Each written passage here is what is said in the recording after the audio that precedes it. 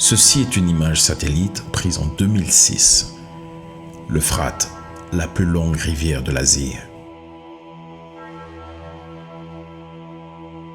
Et ça, c'est la même rivière en 2009, juste 3 ans plus tard. Et ce qui est intéressant, c'est que cette rivière n'a jamais cessé de tarir.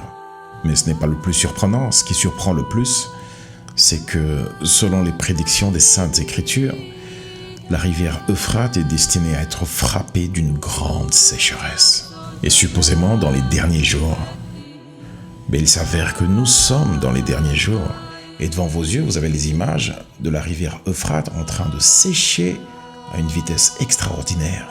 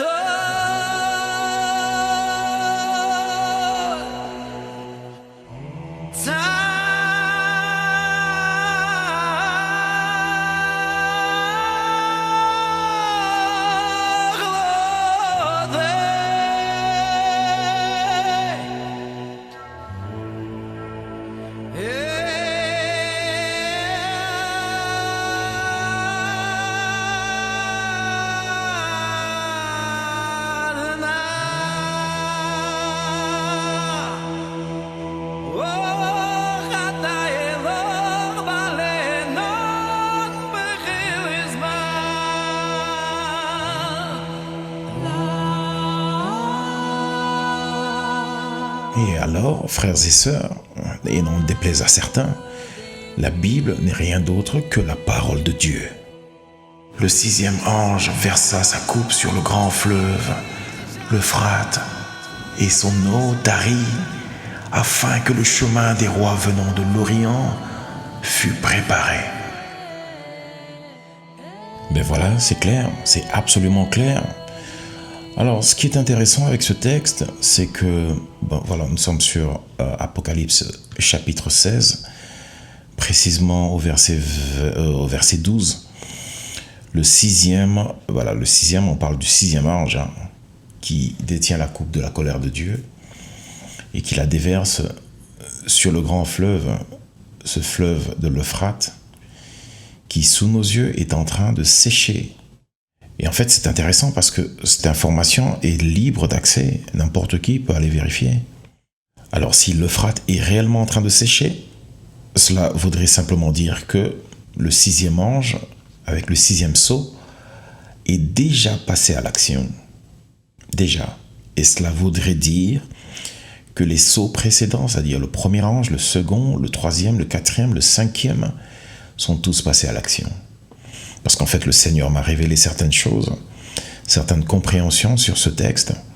Et j'ai une petite analyse sur les précédents sceaux. Mais je pourrais faire une étude là-dessus avec une autre vidéo un peu plus tard.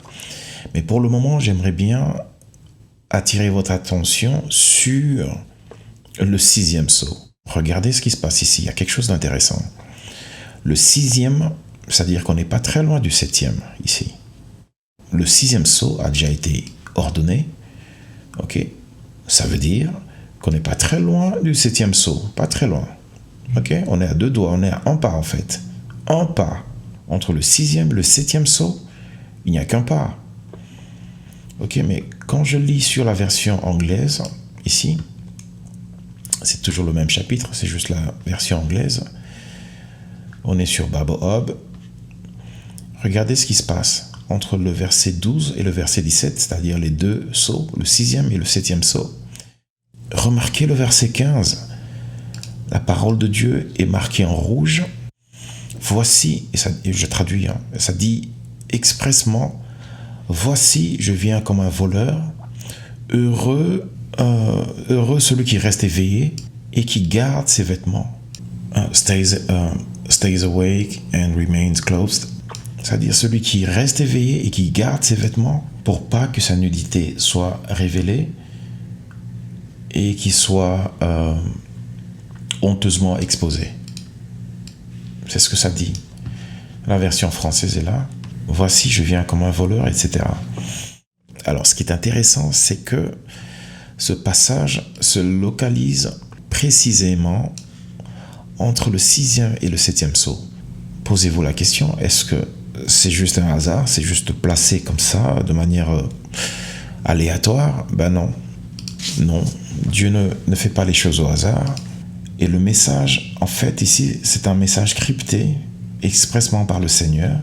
C'est une expression pour simplement dire qu'il viendra pour enlever son Église. Et ça se passe entre le 6e et le 7e sceau. Ici, il viendra comme un voleur. I come like a thief. Je viens comme un voleur. C'est-à-dire par surprise et dans le secret. C'est une révélation. Parce qu'autrement, il aurait pu placer cette phrase ailleurs, partout ailleurs. Mais comme nous savons que le Seigneur ne fait jamais rien au hasard, ben, il faut prendre en compte que cette phrase est localisée ici, précisément ici, avec un but précis, avec une raison bien précise. Ok. Alors je peux encore revenir sur un peu plus de détails là-dessus un peu plus tard. Mais regardez ce qui suit encore. Il y a quelque chose d'intéressant. C'est le verset 16. Attends, je vais lire ça en français ici, la version française. Le verset 16. Ils les rassemblèrent dans le lieu appelé en hébreu Armageddon. Ça vous dit quelque chose? Alors, si ça ne vous dit encore rien pour l'instant, suivez ces images et puis je vous dirai quoi juste après. Sinon, juste avant, très rapidement, un flash retour sur le verset 12, lu tout à l'heure. En fait, lorsque le passage évoque les rois de l'Orient, en fait ici, le roi de la Russie est l'un des principaux rois de l'Orient, qui, par ailleurs, a déjà son arsenal nucléaire fin prêt. Donc, comprenez ce que ça veut dire. Alors, on va suivre cette vidéo très rapidement. Alors, entre-temps, je vais essayer de traduire cette vidéo, cette information diffusée par CBS News de New York, diffusée le samedi dernier, c'est-à-dire le 8 octobre. Suivez attentivement. Alors, cette information parle de la guerre en Ukraine. Il y a eu un attentat à la bombe qui a endommagé un pont clé, un pont russe. C'est un pont stratégique qui relie la péninsule annexe de la Crimée au continent russe. Et c'est arrivé le samedi 8 octobre 2022. Alors ce pont est une voie d'approvisionnement stratégique pour les sources militaires russes. Alors comme la Russie est en train de perdre du terrain, c'est ce qu'ils disent, la Russie perd du terrain, le président Biden a fait un commentaire. Il dit, je cite, « Nous n'avons pas fait face à une perspective d'Armageddon depuis Kennedy et la crise des missiles cubains. » Vous vous rendez compte? Et puis le président ukrainien dit, je cite, « Je suis d'accord, c'est un Armageddon. C'est un risque pour toute la planète. » Alors vous pouvez vérifier cette information, ça circule déjà. Mais c'est très grave. Mais alors, c'est très très grave.